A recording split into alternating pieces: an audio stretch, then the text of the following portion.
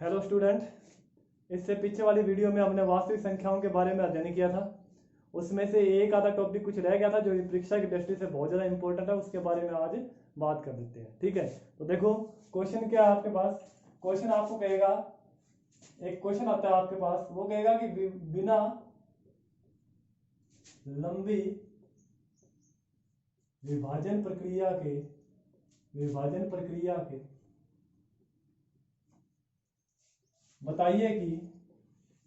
बताइए कि 17/8 शांत है या अशांत। देखो मैं एक में दो क्वेश्चन करा देता हूं। यदि शांत है तो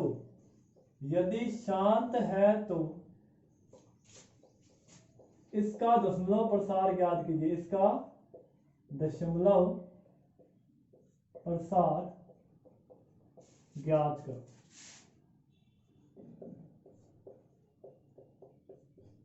देखो बच्चों, बात आपने अच्छी तरीके से समझनी है। आपको क्या कह रहे हैं, वो कह रहा है कि भाई बिना लंबी विभाजन प्रक्रिया के, आपने पूरा भाग देके नहीं बताना, ठीक है, आपने सीधा बताना कि 17/8 शांत है या अशांत। क्वेश्चन दो टाइप से आता है पेपर में। या तो आपको कहेगा कि बताइए ये शांत है या अशांत, यहां तक ही छोड़ देता है, पूछ लेता है शांत है या अशांत है, तो आप बताते हो शांत है या अशांत है। एक नंबर में आएगा क्वेश्चन। अगर क्वेश्चन 3 नंबर में आता है तो 3 नंबर में आपको आगे ये और दिक्कत देगा कि यदि ये शांत है तो इसका दशमलव प्रसार ज्ञात कीजिए। देखो बच्चों, शांत क्या मतलब होता है, अशांत का क्या मतलब होता है। देखो जैसे 17/8 है, कोई भी जो नंबर होता है उसके डिनोमिनेटर में यानी कि हर में जो नंबर है उसका अभाज्य गुणनखंड करने पर उसके अभाज्य गुणनखंड में 2 आए, 5 आए या दोनों आए, तब तक तो वो क्या होगा, शांत होगा। अगर 2 और 5 को छोड़कर कुछ और दिखता है और जो ऊपर वाले से नहीं करता, वो क्या होता है, अशांत होता है। कैसे, जैसे हम इस क्वेश्चन को करेंगे तो अपना आपको अच्छी तरीके से समझ में आएगा। कैसे, 17/8 आपको दिया हुआ है, 17/8 है। देखो मैंने आपको क्या कहा है कि जो आपके हर में है, ठीक है, इसके अभाज्य गुणनखंड करेंगे। 8 आपके पास है, इसके अभाज्य गुणनखंड करो।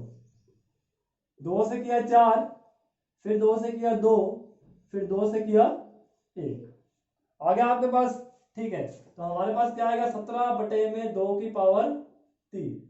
देखो मैंने अभी आपको कहा था अकेला 2 होगा, 2 की पावर जितनी मर्जी हो, 5 हो या 2 और 5 दोनों, तब तक तो वो क्या होगा, शांत होगा। तब तक तो वो क्या होगा, शांत। ठीक है, नहीं तो वो क्या होगा, अशांत। देखो यहाँ पर 2 की पावर 3 आ रही है ना, 5 की पावर नहीं आ रही तो 5 की पावर 0 लगा देंगे, कोई फर्क नहीं पड़ेगा। 5 की पावर 0 का मतलब ही क्या होता है, 5 की घात 0 का मतलब होता है 1। किसी की भी घात अगर 0 होती है तो उसका मतलब क्या होता है, 1 होता है। ठीक है, तो मैं लिखूंगा, देखो अंश और नीचे वाला हर है ना, तो देखेंगे इसका जो हर है, इसका हर 2 की m इंटू 5 की n के रूप का है, इसलिए यह क्या है, इसलिए यह शांत है। क्या है, शांत है। आई बात समझ में, कुछ नहीं है। देखो अकेला 2 आएगा तो 5 की पावर 0 उसके साथ लगाया ना, उसका मतलब क्या होता है, 1 होता है। गुना में 1 होगा तो कोई फर्क नहीं पड़ेगा। अगर मान लो यहाँ 5 की पावर 3 आई थी, 2 की पावर 0 लगा देते। मैंने अभी एक आपको बात कही थी, जो आपका हर है उसमें या तो 2 होना चाहिए या 5 होना चाहिए। 2 और 5 को छोड़कर आप मान लो कि यहाँ पर 3 की पावर 1 आई थी और वो ऊपर वाले से ना करती होती, तो ये क्या हो जाता है, ये अशांत हो जाता। आई बात समझ में, हर में 2 और 5 ही होना चाहिए और कुछ भी नहीं होना चाहिए। आई बात समझ में। अगर एक नंबर में आता है तो क्वेश्चन आपसे इतना ही पूछेगा, ठीक है। लेकिन अगर आपसे पूछता है 3 नंबर में, 3 नंबर में पूछता है तो आपको दशमलव प्रसार भी ज्ञात करना होगा। तो देखो बच्चों, दशमलव प्रसार किस तरीके से ज्ञात करेंगे, दशमलव प्रसार ज्ञात करते हैं। देखो आपके पास ये आ गया, ध्यान से देखना, अच्छी तरीके से समझना। दशमलव प्रसार कैसे निकालोगे, देखो आपके पास क्या है, 17/2 की पावर 3 आई है ना, यही है। 5 की पावर 0 तो अपने लगाया, 2 की m इंटू 5 की n बनाने के लिए इसको, ठीक है। ये लिखेंगे 17/2 की पावर 3, तो ये आपने लिख दिया 17/2 की पावर 3। देखो दशमलव प्रसार निकालने के लिए क्या करना पड़ता है, जितनी ही 2 की पावर होगी उतनी क्या होनी चाहिए हमारे पास, 5 की पावर होनी चाहिए, उतनी क्या होनी चाहिए 5 की पावर। यानी कहने का मतलब है कि जो इसका हर है, हर यानी कि नीचे वाला डिनोमिनेटर, ठीक है, इसमें 2 की घात और 5 की घात क्या होनी चाहिए बराबर होनी चाहिए। यहाँ पर 2 की घात 3 है लेकिन 5 की घात 0 है, 5 की घात नहीं है। तो हमें क्या करना पड़ेगा, हमें 5 की पावर 3 से नीचे क्या करना पड़ेगा, गुना करना पड़ेगा। अगर हम नीचे गुना करेंगे तो हमें क्या करना पड़ेगा, ऊपर भी इसका गुना करना पड़ेगा, है ना। तो हम क्या करेंगे, 5 की पावर 3 से अंश व हर में, अंश व हर में गुणा करने पर, गुणा करने पर, तो देखो बच्चों 17 बटे में 2 की पावर 3, 5 की पावर 3 से ऊपर और 5 की पावर 3 से नीचे गुना कर दिया। ऊपर तो क्या गया 17 बटे में 5 की पावर 3, देखो 17 गुना 5 की पावर 3, 5 की पावर 3 का मतलब है कि 5 को 3 बार गुना करना है। 5 5 25, 25 5 125। और नीचे देखो, नीचे यदि दो संख्याओं की घात सेम होती है तो उन दोनों संख्याओं का क्या हो जाता है, आपस में गुना हो जाता है ना, और सेम घात आपके पास आ जाती है, यही होता है। तो देखो ये क्या आ गया 5 दूनी 10, 10 की घात कितनी आ गई 3 आ गया आपके पास। अब क्या होगा, आप ऊपर वाले को गुना करो, 17 5 85, ठीक है, 8 रह जाएगा, 17 दूनी 34 और 8 42, 4 17 कम 17 और 4 कितना हो गया 21 बटे में 10 की पावर 3। तो देखो 10 की घात 3 है, देखो जितनी 10 की घात होगी ऊपर से पीछे से उतनी संख्या छोड़ के आपने पॉइंट लगाना है। आई बात समझ में, 10 की घात 3 है तो पीछे से 3 संख्या छोड़ कर आपने क्या लगाना है, पॉइंट लगाना है। तो देखो 1 2 3, पीछे से 3 संख्या छोड़ दो, हमारे पास क्या आ गया 2.125। देखो ये आपका दशमलव प्रसार आ गया। बात अच्छी तरीके से समझ में आ गई होगी। देखो मैंने बच्चों आपको एक ही बात कही थी कि भाई शांत और अशांत क्या होता है, शांत का मतलब होता है कि जिसके हर में 2 की घात और 5 की घात गुना में होगा वही शांत होगा। 2 अकेला हो चलेगा, 5 अकेला हो चलेगा, लेकिन 2 और 5 के साथ कुछ और आ गया, जैसे यहाँ पर 3 की घात 2 आ जाए, 7 की घात 1 आ जाए, कोई भी है भाज्य संख्या आ जाए, तो वो क्या होता है हमेशा वो अशांत होता है। आई बात समझ में अच्छी तरीके से। उसके बाद में अगर ये शांत होगा तभी इसका दशमलव प्रसाद निकलेगा। तो ये क्वेश्चन में दिक्कत देगा, शांत है तो इसका दशमलव प्रसाद निकालना है। तो देखो दशमलव प्रसार कैसे निकालोगे, जितनी 2 की घात नीचे है उतनी ही 5 की घात से ऊपर और नीचे क्या करना आपने गुना करना है। 5 की घात 3 है तो 125 गुना 17, और नीचे देखो 5 दूनी 10, 10 की घात कितनी होगी सेम घात है तो ऊपर आ गई 3, गुना करेंगे 2125 बटे में 10 की 3 घात है, इसका मतलब पीछे से 3 संख्या छोड़ के आपने क्या लगाना है पॉइंट लगाना है। तो आपका जो दशमलव प्रसार आएगा वो क्या आएगा 2.125 आएगा। इसको देख लो अच्छी तरीके से, फिर एक क्वेश्चन और कर लेते हैं। देखो स्टूडेंट, एक तो ये क्वेश्चन है सिंपल सा क्वेश्चन है, थोड़ा सा लेवल का क्वेश्चन ले लेते हैं, थोड़ा सा कंफ्यूज करने वाला क्वेश्चन ले लेते हैं। कैसे, देखो बच्चे कई बार अगर थोड़ा सा क्वेश्चन घुमा के दे देते हैं तो बच्चे यहाँ पर कंफ्यूज हो जाते हैं। तो क्वेश्चन क्या लेते हैं अच्छे तरीके से देखना, मैंने एक क्वेश्चन ले लिया अपने पास से लिया क्योंकि थोड़ा सा कंफ्यूजन टाइप क्वेश्चन देते हैं हमने। क्वेश्चन आ गया 9/60, 9/60। आपको कहेगा कि बिना लंबी विभाजन प्रक्रिया के बताइए कि 9/60 शांत है या अशांत है। अगर शांत है तो उसका दशमलव प्रसार भी आपने ज्ञात करना। तो देखो बच्चों ध्यान से देखना, इसको चेंज करते हैं, यहां से इसको हटा देते हैं।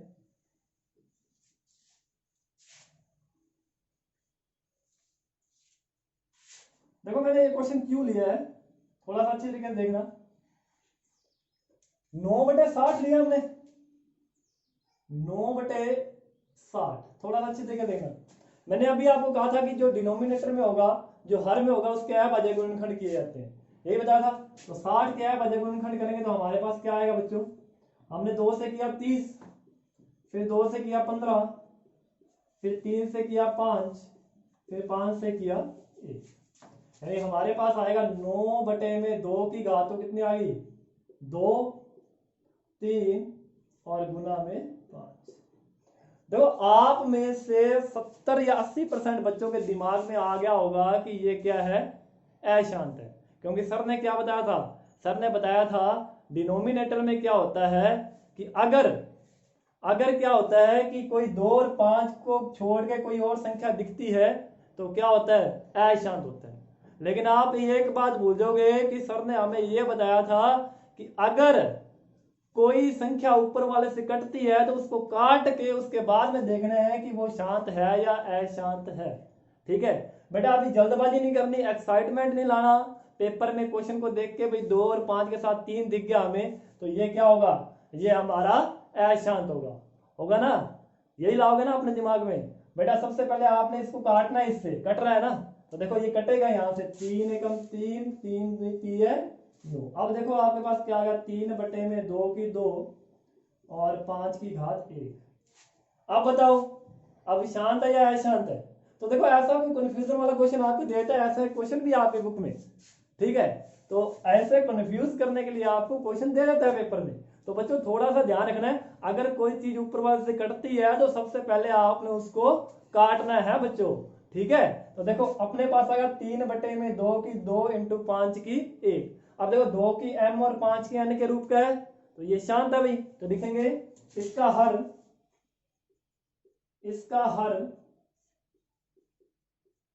2 की m गुना 5 की n के रूप का है,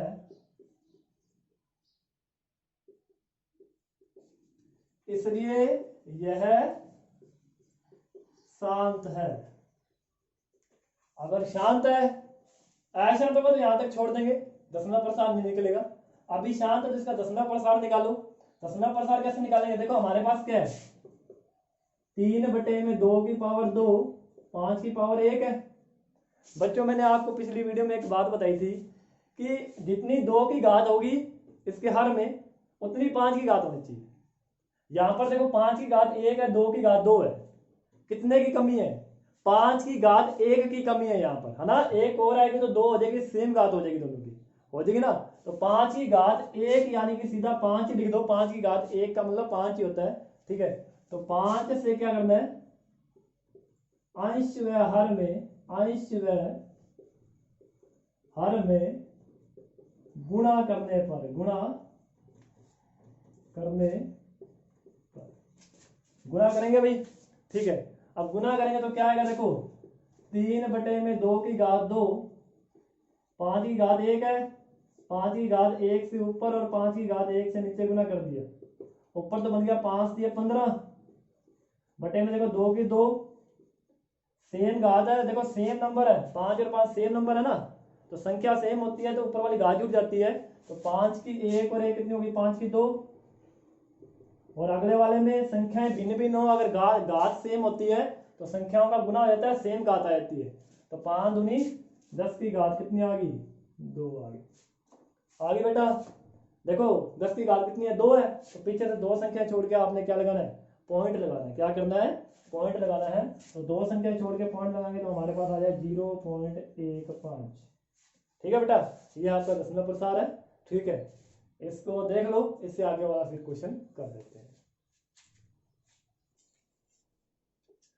तो बच्चों आपको शांत अशांत वाले क्वेश्चन अच्छे तरीके से समझ में आ गए होंगे। क्वेश्चन कोई भी पेपर में आता है तो आपने इसी तरीके से करना है, ठीक है। देख लेना, अगर कोई ऐसी संख्या आती है भाज्यगुणनखंड में 2 और 5 को छोड़कर कोई और संख्या आती है तो ऊपर वाले से अगर कटती है तो उसको सबसे पहले काट के देख लेना, ठीक है। अब देखो बच्चों ये तो शांत अशांत वाले क्वेश्चन होते हैं। एक क्वेश्चन जो पेपर के लिए बहुत इंपॉर्टेंट है, आपकी बुक में भी वो क्वेश्चन है, ठीक है।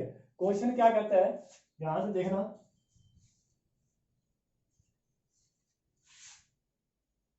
देखो देखो 2 संख्याएं दी हैं आपको, जैसे मान लो क्वेश्चन नंबर 3 आज का,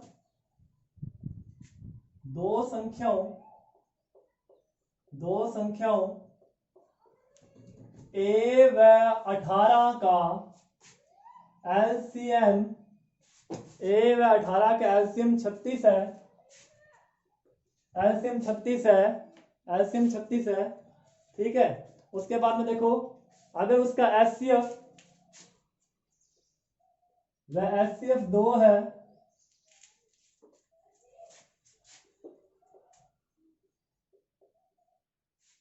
यदि 2 संख्याओं का ए व 18 दोनों का एलसीएम 36 है व एचसीएफ 2 है तो ए का मान ज्ञात कीजिए। तो ए का मान ज्ञात करो, ठीक है। हमारे पास ये क्वेश्चन आता है, 2 संख्याओं ए व 18 का एलसीएम आपको 36 दिया है, एचसीएफ आपको 2 दिया है, तो ए का मान आपने क्या करना है, ज्ञात करना है। तो देखो कैसे ज्ञात करना है, जब आपको दो संख्याएं दी हो, एचसीएफ दिया हो, एलसीएम दिया हो, तो आपके पास एक क्वेश्चन, एक फॉर्मूला होता है। देखो प्रथम संख्या आपको क्या दी हुई है, प्रथम संख्या आपको दी हुई है ए, क्या दी है ए। द्वितीय संख्या क्या दी हुई है, द्वितीय संख्या आपको दी हुई है 18, क्या दी है 18। एलसीएम जो आपको दिया हुआ है वो दिया है 36, और एचसीएफ जो है वो आपको दिया हुआ है 2। तो क्या होता है, दोनों संख्याओं का गुणनफल, दोनों संख्याओं का गुणनफल, फॉर्मूला होता है इसका, बराबर होता है एचसीएफ गुणा एलसीएम, एचसीएफ गुणा एलसीएम। फॉर्मूला होता है दोनों संख्याओं का गुणनफल बराबर एचसीएफ गुणा एलसीएम। देखो ये फॉर्मूला कब लगाना है आपने, ये फॉर्मूला तब लगाना है जब दोनों संख्याओं की बात की हो, एलसीएम की बात की हो और एचसीएफ की बात की हो, और इन चारों में से कोई एक चीज ज्ञात करनी हो, ठीक है, तब ये वाला फॉर्मूला लगेगा आपका। तो दोनों संख्याओं का गुणनफल, पहली संख्या ए, गुणनफल कितना है, दूसरी संख्या कितनी है 18, एचसीएफ कितना आपके पास 2, और एलसीएम कितना आपके पास 36। ए बराबर क्या आ जाएगा 2 गुना 36 बटे में क्या आएगा 18। ए बराबर क्या आ जाएगा आपके पास, ए बराबर देखो, ए बराबर हमारे पास आ जाएगा, ए बराबर आएगा हमारे पास, आई बात समझ में, 18 गुना 36 हो जाएगा, सॉरी 2 दूनी 4 आ जाएगा ए बराबर, ठीक है। तो ए बराबर हमारे पास क्या आ जाएगा 4 आ जाएगा। आई बात अच्छे तरीके से। देखो कुछ भी नहीं, क्वेश्चन में आपको दो संख्या दी है, एचसीएफ दी है, एलसीएम दी है, ठीक है। आपने क्या करना है, प्रथम संख्या आपको ए दी है, द्वितीय संख्या 18 दी है, एलसीएम आपको 36 दिया है, एचसीएफ आपको 2 दिया है। तो दोनों संख्याओं का गुणनफल बराबर होता है एचसीएफ गुना एलसीएम। आप दोनों संख्याओं को रखोगे, एचसीएफ रखोगे, एलसीएम रखोगे, 2 गुना में भाग में जाएगा, इसमें भाग दोगे तो 2 दूनी आपके पास क्या आ जाएगा 4 आ जाएगा, ठीक है बच्चों। तो देख लो बेटा इसको, फिर एक आधा क्वेश्चन और कर लेते हैं। देखो बच्चों, एक क्वेश्चन आज का आपको दिया जाता है, आपने कमेंट में बताना है कि ये क्वेश्चन का आंसर क्या होगा। क्वेश्चन आप अच्छे तरीके से समझ लीजिएगा, क्वेश्चन क्या आपके पास, क्वेश्चन आपको दे रहा है, देखो क्वेश्चन क्या कह रहा है आपको, आपके लिए बच्चों क्वेश्चन है, देखो यदि दो संख्याओं का एचसीएफ व एलसीएम समान है, तो दो संख्याओं का एचसीएफ व एलसीएम समान है तो बताइए कि वह संख्याएं होंगी,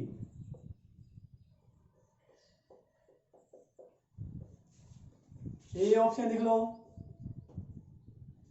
अभाज्य, बी लिख लो समान, सी लिख लो सह अभाज्य, या डी लिख लो असमान। बच्चा कमेंट में आपने ए बी सी डी, ठीक है, आपको 4 ऑप्शन दिए, आपने कमेंट में बताना है कि इसका कौन सा ऑप्शन सही है, ठीक है। तो बच्चों आपने एक चीज का ध्यान देना है, ये आपका एक क्वेश्चन है, आपको ये होमवर्क दिया आज, ठीक है। जितनी चीजें इस चैप्टर में आपको करवाई गई हैं, कम से कम इतनी प्रश्नों को आपने अच्छे तरीके से समझना है, अच्छे तरीके से इसका अभ्यास करना है। बच्चों जो आपकी ये वाली क्लास लगाई जाती है, इसमें हम इंपॉर्टेंट क्वेश्चनों के बारे में अध्ययन करते हैं, जो परीक्षा की दृष्टि से बहुत ज़्यादा इंपॉर्टेंट है। आपका कोई भी सहपाठी हो, ठीक है, कोई भाई हो या बहन हो, सबको वीडियो शेयर करें ताकि प्रत्येक बच्चा इस क्लास का फ़ायदा उठा सके, ठीक है। तो धन्यवाद बच्चों।